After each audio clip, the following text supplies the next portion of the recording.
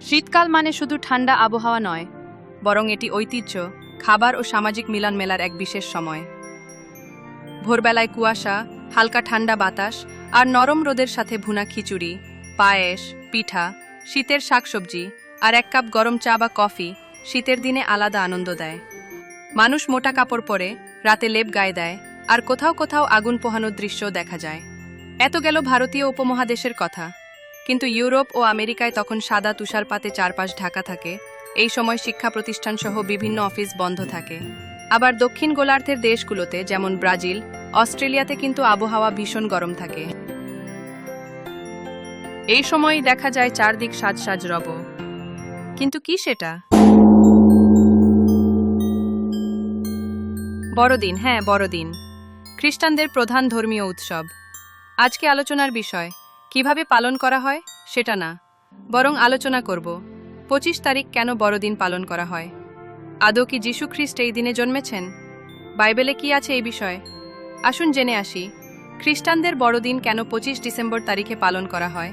তার পেছনে বেশ কয়েকটি ঐতিহাসিক ও ধর্মীয় ব্যাখ্যা রয়েছে। মূলত যীশু খ্রিস্টের সঠিক জন্ম তারিখ বাইবেলে উল্লেখ নেই।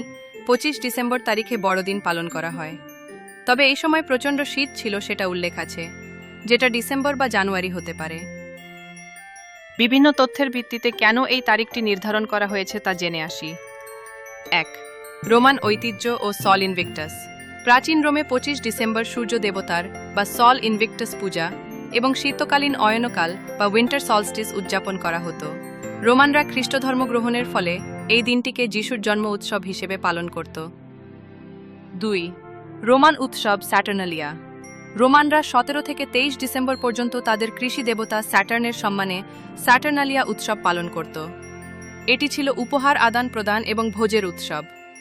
খ্রিস্ট ধর্ম যখন রোমে ছড়িয়ে পড়ে, এই উৎসবগুলোকে খ্রিস্টীয় উৎসবে রূপান্তরিত হয়। 3. প্রাচীন ঐতিহ্য বা তত্ত্বের বিশ্বাস। কিছু প্রাচীন হিসাব অনুযায়ী 25 মার্চকে যিশুর মৃত্যুর দিন ধরা হতো। তখনকার একটি প্রচলিত বিশ্বাস ছিল যে মহাপুরুষরা যে তারিখে মারা যান, ঠিক সেই তারিখেই তাদের গর্ভে আসার বা জন্মের প্রক্রিয়া শুরু হয়। সেই হিসেবে 25 মার্চ যদি গর্ভধারণের দিন হয়, তবে ঠিক 9 মাস পর 25 ডিসেম্বর জন্ম তারিখ দাঁড়ায়। 4. সম্রাট কনস্টান্টাইনের রাজনৈতিক কৌশল।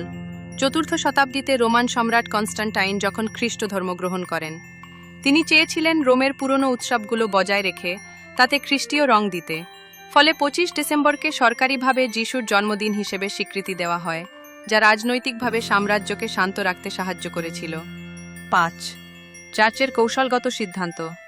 তৎকালীন চার্চ কাউন্সিলগুলো লক্ষ্য করেছিল যে মানুষকে তাদের পুরনো উৎসব থেকে পুরোপুরি বিচ্যুত করা কঠিন। বিশেষ করে রোমানরা তাদের প্রাচীন উৎসবগুলোতে মাতোহারা থাকত। তাই তারা উৎসবের তারিখ ঠিক রেখে তার ভেতরের উদ্দেশ্য বদলে দিয়েছিল। একে বলা হয় খ্রিস্টীয়করণ বা খ্রিস্টানাইজেশন। পরিশেষে বলা যায় 25 ডিসেম্বর বিভিন্ন তথ্যের প্রতিষ্ঠিত হলেও বড়দিন বা ক্রিসমাস কেবল একটি ক্যালেন্ডারের তারিখ কিংবা একটি নির্দিষ্ট ধর্মের উৎসব হলেও এটি আর উৎসব নয়। এটি হলো মানবতা, ক্ষমা এবং পরম সহিষ্ণুতার প্রতীক। শীতের এই নিস্তব্ধ রাতে বড়দিনের ঘণ্টা আমাদের মনে করিয়ে দেয় যে অন্ধকারের পরেই আলোর আগমন অনিবার্য। তাই দেশ কাল পাত্রভেদে বড়দিন হয়ে উঠুক শান্তি ও বিশ্বভ্রাতৃত্বের এক মিলন মেলা। শুভ বড়দিন।